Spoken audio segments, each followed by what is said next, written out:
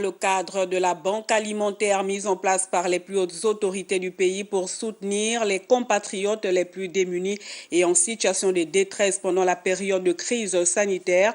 Les ministres du Commerce et de la Solidarité nationale ont réceptionné des dons alimentaires des sociétés Olam, G16 et HM Distribution.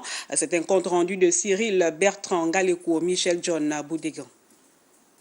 C'est près de 50 tonnes d'huile de palme, 50 tonnes de savon, 50 tonnes de riz pour Olam, 60 000 bouteilles d'huile de cuisine, 200 000 barres de savon et 50 000 paquets de riz pour G16.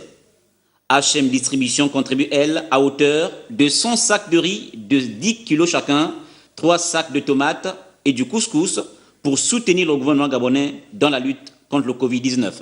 Le président de la République, conscient du fait que cette crise fragilise des couches importantes de notre population, a décidé de la mise en place de cette banque alimentaire.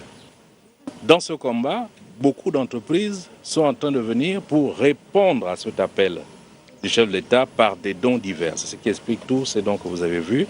Des dons destinés aux Gabonais les plus démunis en situation de détresse pendant cette période de crise sanitaire, tout en comptant sur l'administration décentralisée et les ONG pour la redistribution des denrées.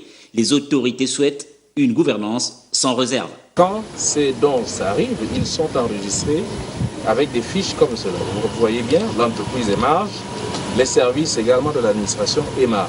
Et pareil, quand il s'agira de déployer ça dans le réseau de distribution, il y aura cette traçabilité. Tout ça aussi pour dire que bien que les entreprises répondent à un appel citoyen, c'est important que les dons faits arrivent au destinataire final.